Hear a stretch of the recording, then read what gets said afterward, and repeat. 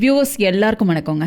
தினமும் ஒரு வாழைப்பழம் நம்ம கட்டாயம் சாப்பிட்ணும். ஸோ அது ரொம்ப ரொம்ப நல்லது, நம்ம உடம்புக்கு தேவையும் கூட. ஸோ நம்ம சாப்பிட்ட உடனே, அதாவது ஒரு வாழைப்பழம் நீங்கள் சாப்பிட்டாலே போதும், சாப்பிட்ட உடனே நமக்கு ஒரு எனர்ஜி கிடைச்ச ஒரு ஃபீல் இருக்கும். ஏன்னா அதில் நேச்சுரலாகவே சுகர் கண்டென்ட் இருக்குது, கார்போஹைட்ரேட்டும் இருக்குது. நம்மளுக்கு ஒரு எனர்ஜி கிடைச்ச மாதிரி, தெம்பு கிடைச்ச மாதிரி ஒரு ஃபீல் இருக்கும். ஸோ டெய்லியுமே ஒரு வாழைப்பழம் சாப்பிட்டு வாங்க. அது எந்த பழமாக வேணாலும் இருக்கலாம். வாழைப்பழத்தில் வைட்டமின் ஏ நிறையா இருக்குது, B6 சத்து, சி, மெக்னீஷியம், பொட்டாசியம், ஃபைபர், இன்னும் நிறைய சத்துக்கள் அடங்கியிருக்குன்னு தான் சொல்லணும். நீங்கள் நார்மலாக இந்த பழம் தான் சாப்பிடுங்க அப்படின்லாம் நான் சொல்ல மாட்டேன். செவ்வாழைப்பழம் சாப்பிட்லாம், பூவம்பழம் இருக்குது, நாட்டுப்பழம் இருக்குது, ரஸ்தாளி, பச்சைப்பழம், இதில் நீங்கள் எது வேணாலும் நீங்கள் டெய்லி சாப்பிட்லாம். இல்லை டெய்லி ஒரு பழம் கூட நீங்கள் எடுத்துகிட்டு வரலாம், ரொம்ப நல்லது. காலை உணவாகவும் நீங்கள் இதை சாப்பிட்டு வர்றது ரொம்ப நல்லது. நீங்கள் இப்போ நைட்டு ரொம்ப நேரம் நம்ம ஃபாஸ்டிங் இருக்கோம். ஸோ காலையில் ஈஸியாக டைஜஸ்ட் ஆகிற மாதிரி ஒரு ஃபுட்டை சாப்பிட்றது ரொம்ப நல்லது. ஸோ வாழைப்பழம் சீக்கிரம்னு இல்லை, அது ஈஸியாக டைஜஸ்ட் ஆகக்கூடிய ஒன்று. ஸோ கடினமான ஒரு உணவாக நம்ம வயிற்றுக்கு இருக்காது. ஸோ அதனால் வாழைப்பழத்தை தாராளமாக நீங்கள் பிரேக்ஃபாஸ்ட்டில் சாப்பிட்டு வரலாம். வாழைப்பழம் கூட சில நட்ஸோ இல்லை அந்த மாதிரி ஏதாவது நீங்கள் சேர்த்துக்கலாம். ரொம்ப ரொம்ப ரொம்ப நல்லது.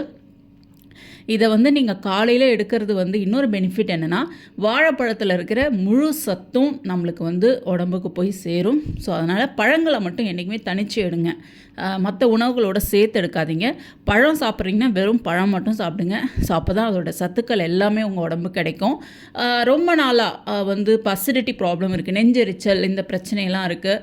ஸோ இதோட முற்றிய நிலை கேர்ட் அப்படின்னு கூட சொல்லுவாங்க.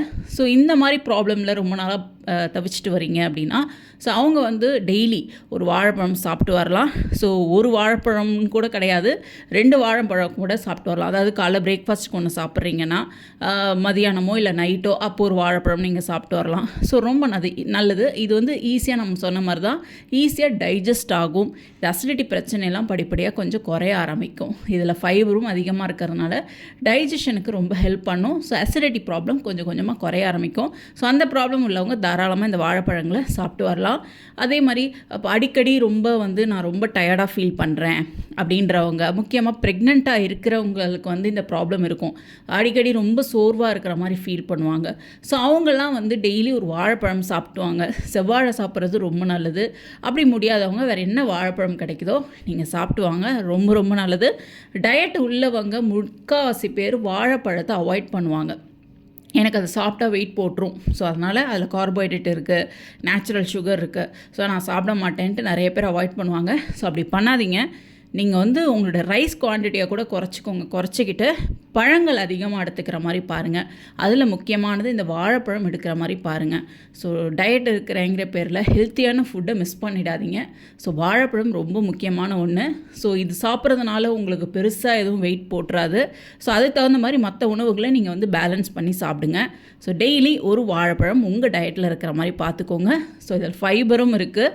ஸோ ரொம்ப ரொம்ப நல்லது. ட்ரை பண்ணி பாருங்கள். ரொம்ப நேரம் உங்களுக்கு அந்த பசிங்கிற உணர்வும் இல்லாமல் இருக்கும். ஸோ ட்ரை பண்ணி பாருங்கள். அதே மாதிரி கான்ஸ்டிபேஷன் பிரச்சனை உள்ளவங்க இது தாராளமாக எடுத்துகிட்டு வரலாம்.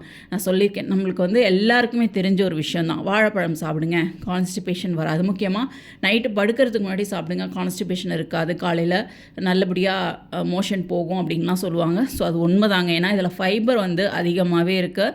ஸோ அதனால் நீங்கள் ஒரு நாள் சாப்பிட்டா ஒரு சேஞ்ச் வரும் அப்படின்னு நினைக்காதீங்க. அப்படி கிடையாது, டெய்லி சாப்பிடுங்க. டெய்லி வாழைப்பழம் சாப்பிட்றது ஒரு பழக்கமாக வச்சுக்கோங்க. அப்போ தான் உங்களுக்கு லைஃப் லாங் அந்த கான்ஸ்டிபேஷன் பிரச்சனை இல்லாமல் இருக்கும். உங்கள் குடலை நல்லாவே சுத்தம் பண்ணும். ஸோ கான்ஸ்டிபேஷன் மட்டும் க்யூர் ஆகாது, உங்கள் குடலையும் நல்லா சுத்தம் படுத்தி கட் ஹெல்த் நல்லா இருக்கிறதுக்கும் ரொம்ப ஹெல்ப் பண்ணுது.